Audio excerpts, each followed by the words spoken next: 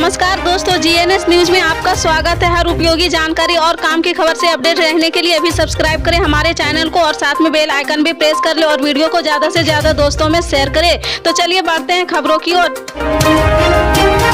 कांग्रेस के वरिष्ठ नेता दिग्विजय सिंह ने सर्जिकल स्ट्राइक की विश्वसनीयता पर सवाल उठाया है। उन्होंने कहा कि मोदी जी ने सर्जिकल स्ट्राइक करवाने की बात कही लेकिन कभी उसका प्रमाण नहीं दिया है। मध्य प्रदेश के मुख्यमंत्री ने कहा कि बीजेपी की नीति है झूठ बोलो, जोर से बोलो, बार बार बोलो, जिससे सिर्फ हिंदू मुसलमान की लड़ाई होती रहे। अगर प्रधानमंत्री जी को पाकिस्तान से इतने नाराजगी है तो बिना बुलाए नवाज शरीफ के घर शादी कार्यक्रम में क्यों पहुँच जाते हैं। यहाँ तक पुलवामा हमले की जानकारी पीएम ने देश के सामने और या सांसद के सामने नहीं रखी है। इससे पहले रविवार को दिग्विजय सिंह ने कहा था कि जम्मू कश्मीर से अनुच्छेद 370 को हटाए जाने के बावजूद वहां पर आतंकवाद अभी खत्म नहीं हुआ है। सिंह ने कहा कि राजौरी जिले के डांगरी गांव सहित हाल में हुए आतंकवादी हमले से चिंताजनक है। दिग्विजय सिंह ने यह टिप्पणी जम्मू स्थित शासकीय चिकित्सक महाविद्यालय अस्पताल में आतंकवाद के पीड़ितों से मुलाकात के बाद की है।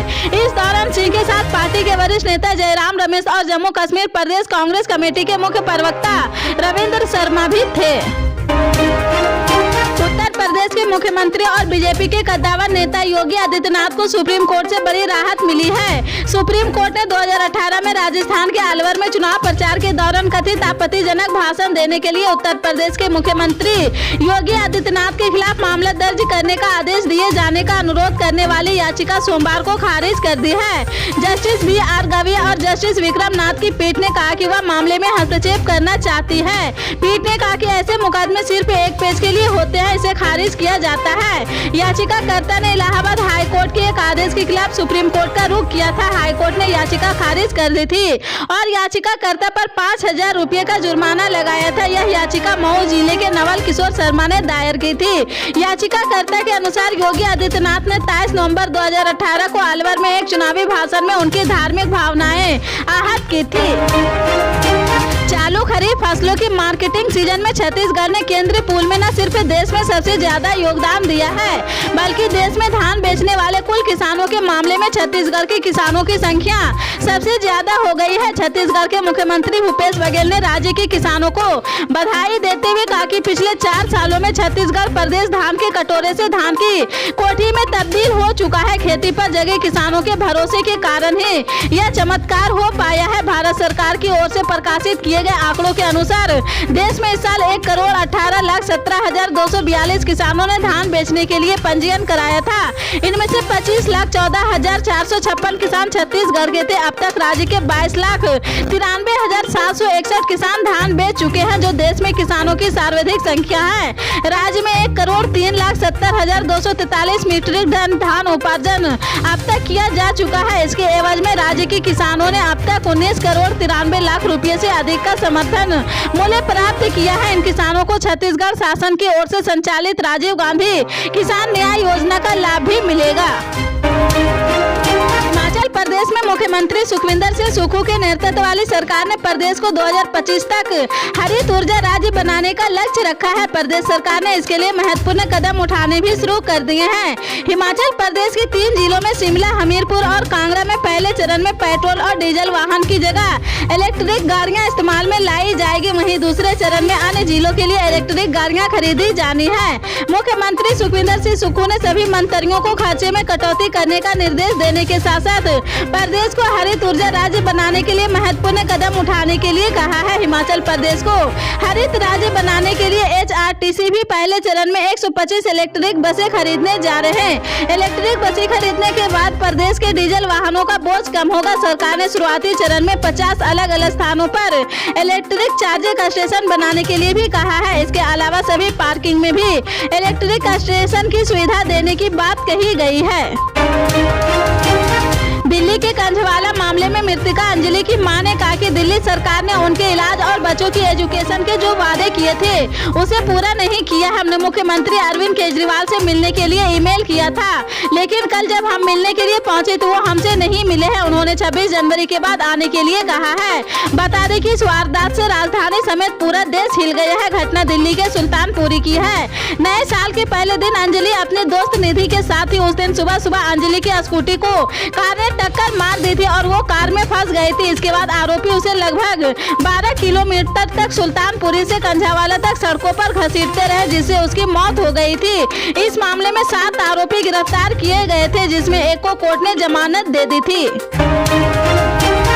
आपको बता दें, बागेश्वर धाम के पंडित धीरेन्द्र कृष्ण शास्त्री को लेकर विवाद के बीच राजनीतिक दलों के नेता भी अपने बयान देने लगे हैं।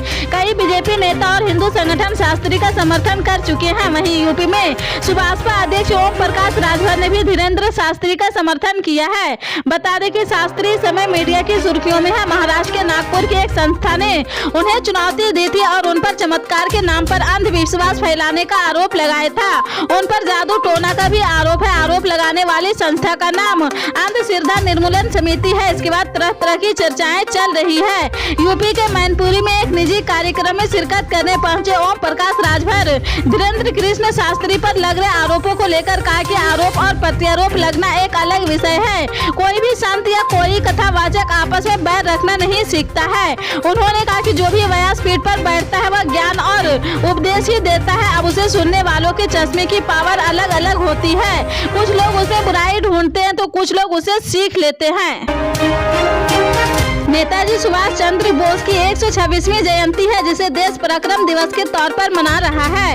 इस मौके पर पश्चिम बंगाल की मुख्यमंत्री ममता बनर्जी ने नेताजी को याद कर रहा है। उनके परिवार से हमारा खास जुड़ाव है। सीएम ममता ने कहा कि इस दौरान प्रधानमंत्री नरेंद्र मोदी पर भी तंज कसा है। उन्होंने कहा कि नेताजी ने उस दौरान स्वराज द्वीप पर जाकर तिरंगा फहराया था और आज कुछ लोग नामकरण कर रहे हैं। दरअसल आज नेताजी सुभाष चंद्र बोस की जयंती के मौके पर पीएम मोदी ने अंडमान और निकोबार के 21 बड़े द्वीपों का नामकरण किया है। सीएम ममता ने कहा कि नेताजी चाहते थे कि हमारे किसान बहुत आगे बढ़े और इसके तहत सुफला बंगाल की शुरुआत हो रही है। हम कोशिश कर रहे हैं, उनके बताए हर कदम पर हम चले हैं। सीएम ममता ने इस दौरान एक नारा देकर कहा, देश के नेता कैसा हो, गांधी जी जैसा हो, नेताजी जैसा हो, अंबेडकर जैसे हो, देश बंधु जैसे हो। ममता बनर्जी ने यहाँ पीएम मोदी पर सीधा वार करते हुए कहा, पहले राजनीति में मिठास थी, गर्व था, लड़ाई थी, सम्मान था, लेकिन अब नहीं है। अब न विश्वसनीयता है और न सच्चाई है। आज देश बहुत असह्य हो गया है।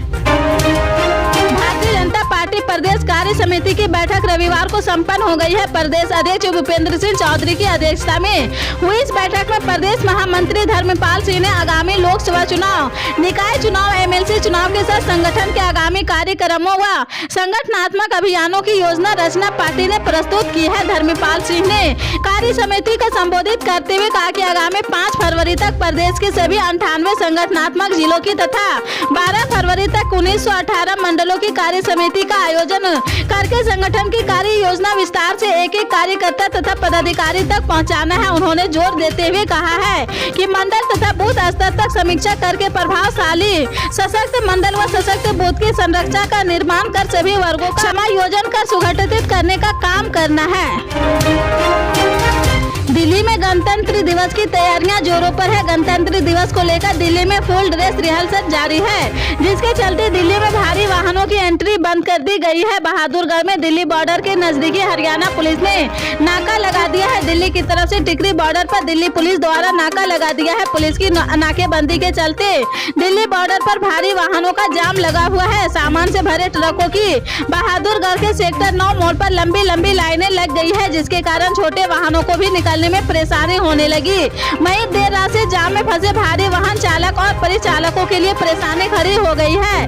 वाहन चालकों का कहना है कि उनके खाने पीने का कोई इंतजाम नहीं है। बिहार के शिक्षा मंत्री चंद्रशेखर के बाद अब समाजवादी पार्टी के एमएलसी स्वामी प्रसाद मौर्य ने भी रामचरितमानस पर विवादित बयान दिया है। मौर्य ने तुलसीदास द्वारा रचित रामचरितमानस के कुछ हिस्सों पर यह कहते हुए पाबंदी लगाने की मांग की है कि उनसे समाज के एक बड़े तबके का जाति, वर्ण और वर्ग के आधार पर अपमान होता है। इसके बाद समाजवादी पार्टी प्रमुख अखिलेश यादव बेहद नाराज है। सूत्रों के अनुसार स्वामी प्रसाद मौर्य के रामचरितमानस को लेकर दिए गए बयान से सपा प्रमुख अखिलेश यादव बेहद नाराज है। सपा के स्वर्ण विधायकों में भी स्वामी प्रसाद मौर्य के बयान को लेकर नाराजगी है। इसके अलावा कई विधायकों ने फोन कर अखिलेश यादव से बात की है। सपा एमएलसी के रामचरितमानस पर विवादित बयान से पार्टी के अंदर भारी असंतोष है। इसको देखते हुए सपा प्रमुख ने बड़ा एक्शन लिया है। शिवसेना पार्टी प्रमुख उद्धव ठाकरे और वंचित बहुजन अघाड़ी प्रमुख प्रकाश अंबेडकर ने दोनों दलों के बीच गठबंधन की घोषणा की है। इस मौके पर उद्धव ठाकरे ने दोनों पार्टियों के साथ आने की वजह बताई है। उद्धव ठाकरे और प्रकाश अंबेडकर ने प्रेस कॉन्फ्रेंस में कई जानकारियां दी है। उन्होंने आगे के राजनीतिक पाठ्यक्रम पर भी टिप्पणी की है। उद्धव ठाकरे ने कहा कि तानाशाही जनता को अनचाही बहस में रखने और भ्रम में रखने से ही आती है। हम लोकतंत्र को जीवित रखने और संविधान की पवित्रता को बनाए रखने के लिए एक साथ आ रहे हैं ताकि देश उसी वैचारिक प्रदूषण से मुक्त हो सके। उद्धव ठाकरे और प्रकाश अंबेडकर के गठबंधन को लेकर एबीपी न्यूज द्वारा पूछे गए सवाल पर महाराष्ट्र के मुख्यमंत्री एकनाथ शिंदे ने कहा कि मैं बधाई देता हूं। जजों की नियुक्ति को लेकर केंद्र और सुप्रीम कोर्ट के बीच टकराव देखने को मिल रहा है। अब इसी टकराव पर रिटायर्ड जज जस्टिस आर.एस. सोरी ने एनडीटीवी संग खुलकर बात की है। रिटायर्ड जज जस्टिस आर.एस. सोरी ने इस बात को उठाने के लिए कानून मंत्री का धन्यवाद किया।